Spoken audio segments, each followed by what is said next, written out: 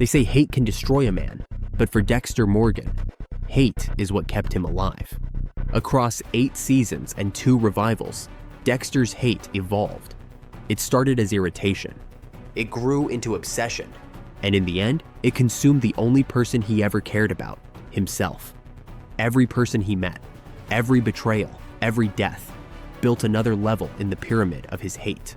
So today, we're breaking them all down, from the smallest sparks to the darkest fire inside his soul. This is the 7 levels of Dexter's hate. And at the final level, you'll realize something terrifying. The person Dexter hated most wasn't a killer, a rival, or even a friend. It was Dexter Morgan. Level 1, Vince Masuka. Dex, I got this huge break in the Bay Harbor case. Bull. I mean, really? Guys, we're not going to... I refuse to believe that Vince Masuka is the man who single-handedly brings me down. Every monster needs a mask. And Masuka, with his crude jokes and constant laughter, reminded Dexter just how fragile that mask really was. Dexter didn't hate Masuka for being inappropriate. He hated that Masuka was free. Free to laugh, free to feel, free to live a life Dexter could only mimic. In Masuka's laughter, Dexter heard his own emptiness. It wasn't real hate yet, but it was the start of it. The sound of irritation echoing in a man who couldn't feel joy. Level 2, Sergeant Dokes. What about these? The hotel cokehead murders, this dealer and the girl. Dokes, the only one who gets the creeps from me. I'm still waiting for his spatter report on the cokehead murders. Go do that. It's okay. I'm watching you, mother. Dokes was different. He saw through the mask. Every look, every word, every stare was filled with suspicion. Dexter's hate for Dokes wasn't born from anger. It was born from exposure. Dokes didn't need evidence. He just knew. He was a predator staring at another predator, waiting to see who would strike first. And the moment Dexter realized Dokes might be right, that hate turned into fear. Fear of being known, fear of being caught, fear of losing control. Level 3, Miguel Prado. I tried. Crack that damn armor of yours. 'Cause I know you. I accept you. I accept you, Dexter, like a brother. For the first time, Dexter tried to share his darkness, and it ended in betrayal. Miguel Prado, the powerful Miami prosecutor, seemed like the perfect ally. He admired Dexter's justice. He wanted to learn the code. But when Miguel twisted that code into something selfish, Dexter saw what happens when power meets ego. Miguel didn't want justice. He wanted revenge. And that betrayal hit different. Because for once, Dexter thought he had a friend, a brother in the dark. But instead, he found another monster. One without rules. Miguel's death wasn't about duty. It was about heartbreak. The pain of trust broken by someone who once understood him. Level 4, Jordan Chase. We don't love power of risk, dire. The power of take it. I have some bad news for everyone. We're going to die. Some of us sooner than others. By the time Dexter met Jordan Chase, hate had evolved into something righteous. Chase wasn't just evil. He enjoyed being evil. He didn't kill to survive. He killed for the thrill. For Dexter, this was the ultimate insult. A man with no code, no discipline, just cruelty for pleasure. Killing Jordan wasn't business anymore. It was justice. Dexter convinced himself that hate could be noble, that it could serve a purpose. But in truth, this was the moment his hate started to justify itself. And that's the most dangerous kind of hate there is. Level 5, the Trinity Killer. Warmth, intimacy, he's convincing. Byron. Arthur Mitchell. Arthur Mitchell, the Trinity killer, changed everything. He was Dexter's reflection, a family man hiding a monster. A mirror Dexter wanted to believe he could one day become, someone who balanced both worlds. But Trinity shattered that illusion. When he killed Rita, Dexter's hate became something new: grief. He hated Trinity, yes, but he also hated himself. Because deep down, he knew this wasn't about Trinity's actions. It was about Dexter's choices. He played the game too long. He thought he could have it both ways, love and blood. And now his family was gone. That hate burned deeper than anything before it. It wasn't just for a killer. It was for a man who thought he could control fate. Level 6, Oliver Saxon. Dexter, this is Oliver. Oliver Dexter. Nice to meet you. Yeah, you too. I didn't know if you wanted the Belgian brown or the oatmeal stout or the... By the time Oliver Saxon appeared, Dexter's hate had evolved into something primal. Saxon murdered Dr. Evelyn Vogel, the woman who helped build the code. To Dexter, she wasn't just a mentor. She was the closest thing he had to a mother. Her death didn't trigger the code. It triggered vengeance, the kind of hate that doesn't think, it reacts. When Dexter killed Saxon, it wasn't about justice. It was personal. And for the first time, he didn't even hide it. He walked into the station, left the footage, and smiled. He didn't care anymore who saw, because in that moment, hate had taken full control. Level 7, self-hatred. It's okay, son, to show what you're feeling.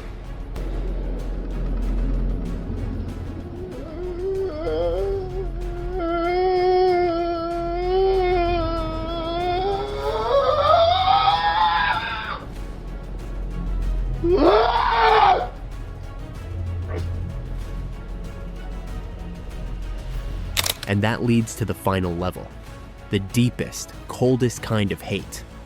The hate you feel when there's no one left to blame. Every killer Dexter hunted brought him closer to one truth, that the person he truly hated was himself. Every time he tried to love, he destroyed it. Every time he tried to feel normal, he lost someone he cared about. His father's code, his victims, his family, all of it, just mirrors reflecting the same image. A man pretending to be human, while drowning in guilt. By the end of New Blood and Resurrection, hate isn't Dexter's weapon anymore. It's his punishment. He kills because he can't stop. You love that you're getting away with murder. You can't wait to kill again. You are a serial killer. You are gonna fail this boy 1,000 different ways because of it.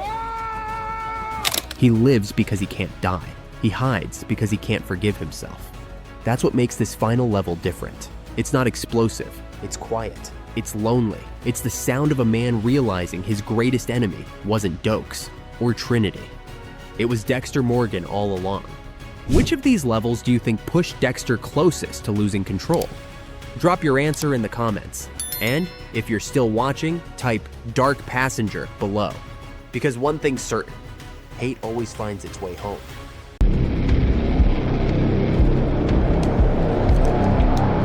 Where is it, Mike? Where? Get out of my way! Hold on! Okay, Mr. White's got an idea. Count to 3. Mike, I'm One, serious. It's a great 2. idea. Just hear him out. Is that true, Walter? Everybody wins. So, the rumor's out. Bryan Cranston, the man who turned Walter White into one of television's most terrifying and brilliant monsters, might be joining Dexter, Resurrection. And not as a cameo or a throwaway Easter egg, but as Dexter's most disturbing enemy yet. If that's true, it changes everything. Because this wouldn't just be another season. It would be television history repeating itself. 2 of the greatest anti-heroes ever created, finally colliding in the same universe of moral decay. Let's be honest. After Dexter, Resurrection ended, fans were left wondering, how do you top that? The finale was brutal, layered, and emotionally devastating.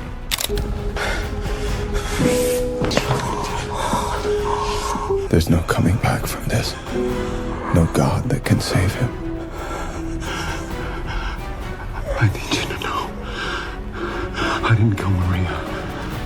Or Dukes. I may be the bearer of butcher, but I promise you I didn't kill them. And now I'm dying. Because of you. Just like they did. I'm sorry. Dexter Morgan. Fuck you.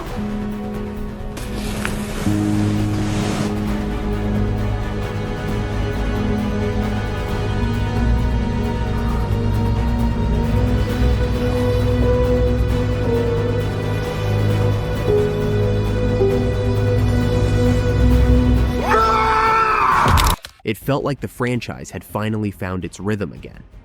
But Season 2 faces a massive challenge. How do you go bigger, darker, smarter than before? The answer might lie in casting, because if you're going to outdo Peter Dinklage's performance as Leon Prater, that cold, calculating villain who nearly broke Dexter, you need someone who can do more than act evil. You need someone who can make evil make sense. Enter Bryan Cranston. This is the man who built Breaking Bad into the greatest moral tragedy ever told on television. His portrayal of Walter White wasn't just acting, it was transformation. You know, I haven't slept since Thursday. I was out all night cleaning up after you. I need my sleep. You said no half measures. Yeah. Funny how words can be so open to interpretation. He took a simple chemistry teacher and turned him into something unrecognizable, one calculated lie at a time. And that's exactly the kind of depth that Dexter, Resurrection, could weaponize. Because Cranston isn't just good at playing villains, he's good at making us agree with them. In Breaking Bad, we watched him commit unforgivable acts, yet somehow, we understood every decision. That's his power. And that's what would make him the most dangerous villain Dexter's ever faced. Imagine a character who doesn't just kill for pleasure, but kills for philosophy. A man who believes the world is better off without certain people. Someone who could look Dexter in the eye and say, "You're not a monster, Dexter. You're an amateur. That's not a threat. That's a challenge." And it's the kind of line that flips the entire series dynamic in one heartbeat. Because for once, Dexter wouldn't just be fighting another killer. He'd be fighting an idea.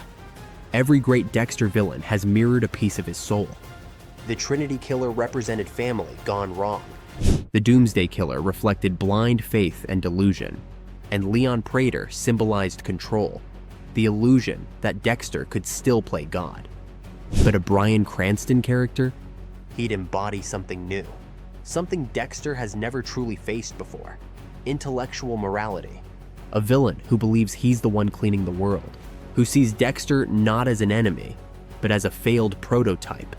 A man who does the same thing Dexter does, only better. That's where Cranston's brilliance shines. Because he can make moral corruption look reasonable. He can deliver dialogue that feels like truth, even when it's drenched in madness. That's the exact psychological tension that could push Resurrection from good television to greatness. But this rumor isn't just about casting power. It's about what it represents for Dexter's evolution. For years, fans have fantasized about a crossover between Dexter and Breaking Bad. Both shows explored morality, secrecy, and the cost of power. They gave us two men, each brilliant, each broken, who convinced themselves that killing could be justified. And for the first time, those worlds might finally collide.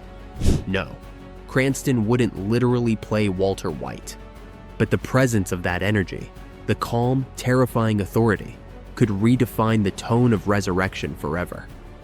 Cranston doesn't need to physically overpower Dexter. He's 70. He doesn't have to throw a punch. His power would come from intellect, from being 3 steps ahead before Dexter even acts. Picture this. Dexter arrives at a crime scene, and something's off. The body layout, the details, it all feels familiar, too familiar. Then it hits him. Someone is replicating his kills perfectly. Every ritual, every cut, every pattern, like a mirror reflecting his sins back at him. That's when he realizes he's being studied, not hunted, analyzed. And the person pulling the strings isn't a random psychopath. It's someone who already knows who he is, and is forcing him to play by their code. That's the kind of cerebral warfare Cranston was born to play. The most terrifying part? This villain might actually deserve to win.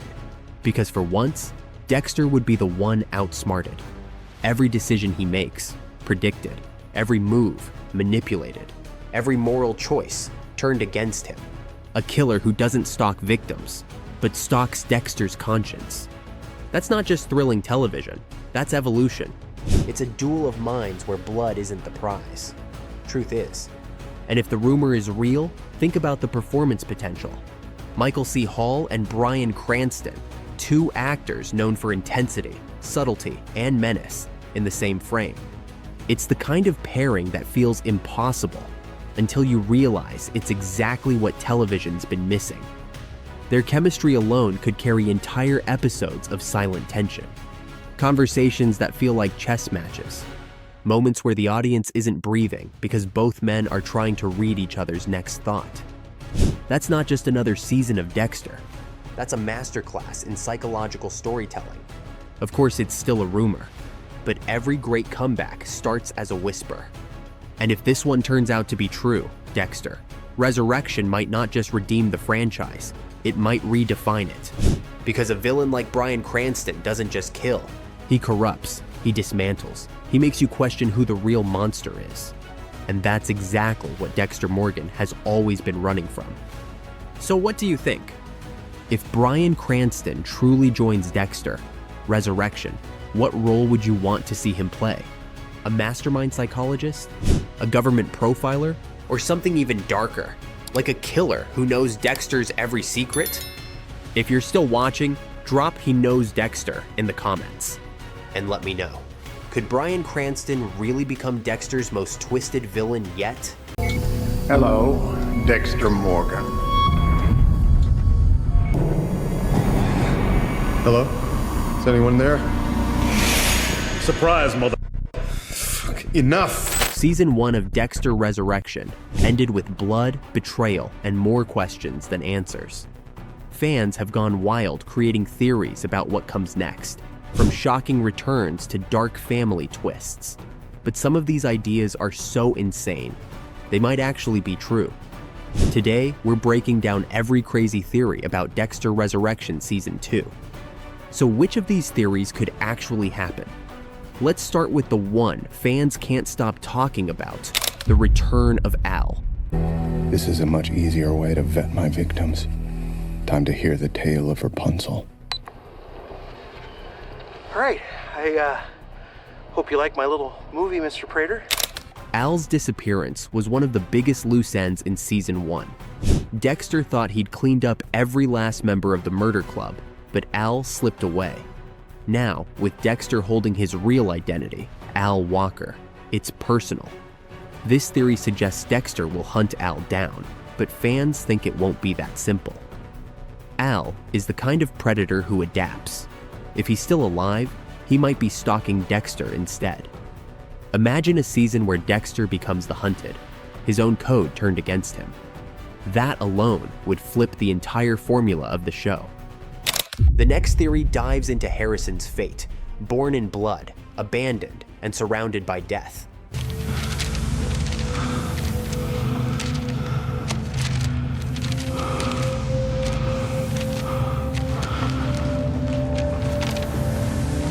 What the hell are you doing? Are you Dexter Morgan?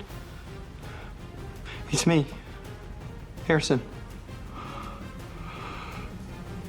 Harrison. You can't. Everyone close to you dies. That's why we're here. Harrison's trauma mirrors Dexter's in terrifying ways. He's tried to resist his dark urges, but his violent past keeps catching up. Remember when he broke a kid's arm in wrestling?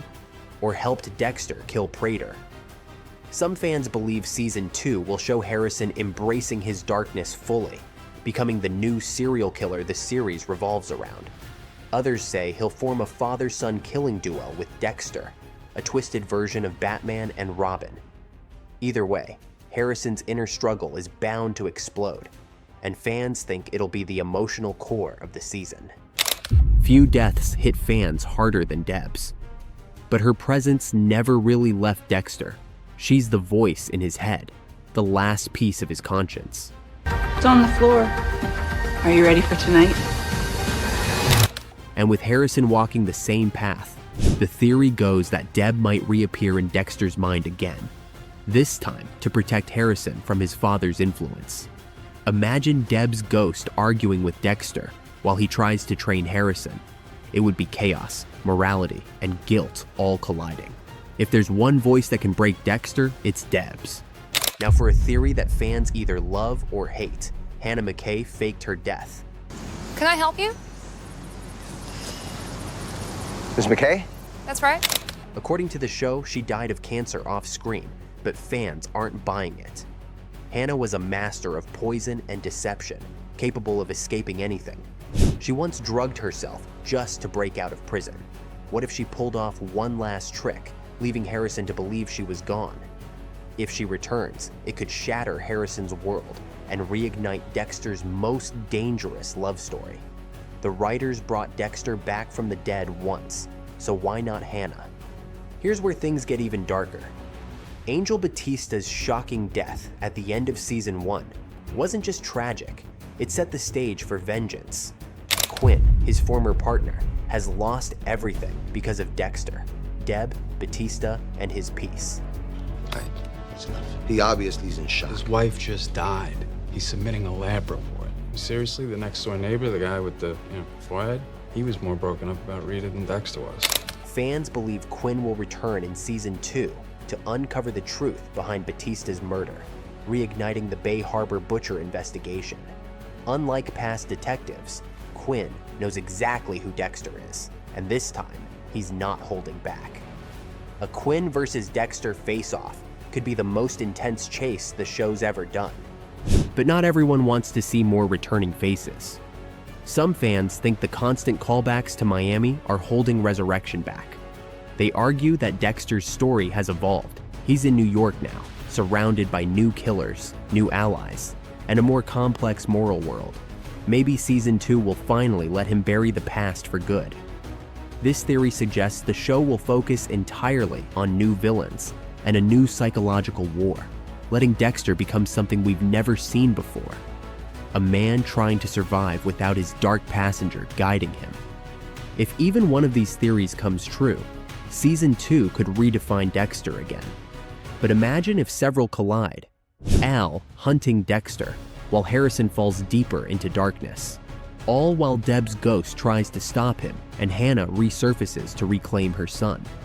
Every part of Dexter's past would come crashing down at once, forcing him to face what he's always feared most, the monster he created in his own image. At its core, Dexter Resurrection is about legacy. Fans don't just want kills, they want closure. Whether that means Dexter training Harrison or finally meeting his match, season 2 could be the ultimate test of his morality. Theories are fun, but they all lead back to one haunting question. Can Dexter ever be redeemed? And that wraps up every crazy theory about Dexter Resurrection Season 2. Which one do you think will actually come true? Drop your wildest predictions in the comments. And if you're still watching, type Dark Passenger Returns, so I know you're one of the real fans.